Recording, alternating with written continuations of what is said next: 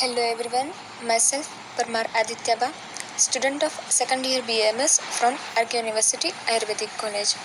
आज हम चंदनासव के बारे में जानेंगे, पर उससे पहले मैं आपको आसव कल्पना क्या है वो बताती हूँ। आसव और अरिस्ट संधान कल्पना के अंडर आते हैं।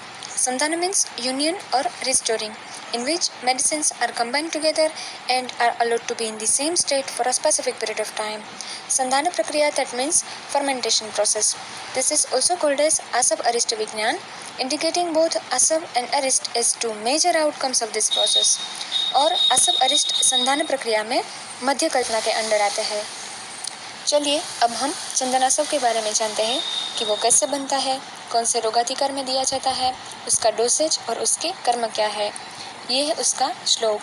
चंदनम बालकम मुस्तम गंभारीम नीलमुत्पलम प्रियंगु पद्मकम लोद्रम मंजिष्ठाम रक्तचंदनम पाठाम गिरात तिक्तम च न्यग्रोधम पिप्पलिम शटिम पर्पटम मधुकम रास्नाम पटोलम कांचनारकम आम्रत्वचम मोच रसम प्रत्येकम फलमात्रकम धातकी षोडश फलां द्राक्षायाः फलविंशतिं जलद्रोणद्वये क्षिप्त्वा शर्करायास्तुलां तथा गुडस्य अर्धतुलं चापि मांसं भाण्डे निधापयेत्। चंदनासव इत्येषः शुक्रमेह विनाशनः बलपुष्टिकरो वह्निसन्धिपनःपरः। पश्चिम रत्नावली में शुक्रमेह अधिकार चैप्टर में ये रेफरेंस दिया गया है। इस श्लोक में चंदनासव के इंग्रेडिएंट्स कितनी मात्रा में लेने हैं और उसकी रोगघनता और उसके कर्म बताए गए हैं। इंग्रेडिएंट्स में सबसे पहले है चंदन यानी कि श्वेत चंदन, फिर नेत्रबला, मुस्ता, गंभारी, नीलोत्पल, प्रियंगु, पद्मक, लोद्र, मंजिष्ठा, रक्तचंदन, पाठा, किराततिक्त, न्यग्रोध, पिप्पली, मधुक, रासना, पटोल, कांचनार, आम्रत्वच और मोचरस। यहाँ तक के पलमात्रकम यानी एक पलमात्रा 48 ग्राम्स में हमें लेने हैं। फिर है धातकी षोडश पला यानी धातकी के पुष्प हमें 16 पलमात्रा 768 ग्राम्स लेने हैं। द्राक्षाया फलविंशतिम यानी द्राक्षा हमें 20 पलमात्रा 960 ग्राम्स लेनी है। फिर है जल द्रोणद्वये यानी जल हमें 2 द्रोण मात्रा 24.576 किलोग्राम लेना है। शर्कराया तुला यानी शर्करा हमें 1 तुला मात्रा 4.8 किलोग्राम लेनी है। और गुड़स्य अर्ध तुला यानी गुड़ हमें अर्ध तुला मात्रा 2.4 किलोग्राम लेना है। अब है उसकी मेथड ऑफ प्रिपरेशन।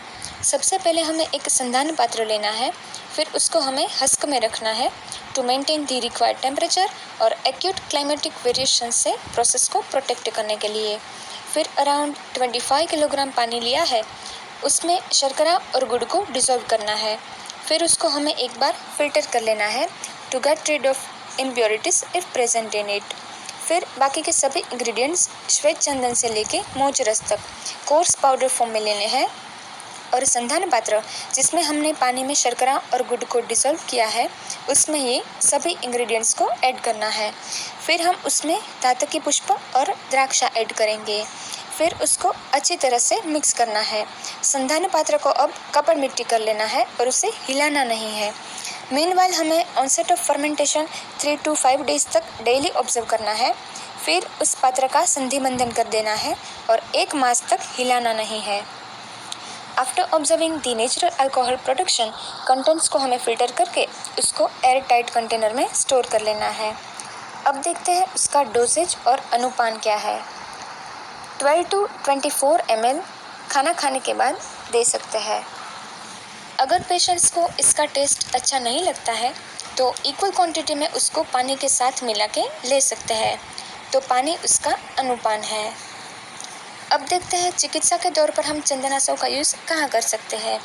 यूटीआई यानी यूरिनरी ट्रैक्ट इन्फेक्शन, मूत्रदाह एंड मूत्रकृच्र, शुक्र में दैट इज़ 1 टाइप ऑफ प्रमेय अमंग द 10 टाइप्स ऑफ कफज प्रमेय, अग्निमांद्य, हृदरोग और अश्मरी।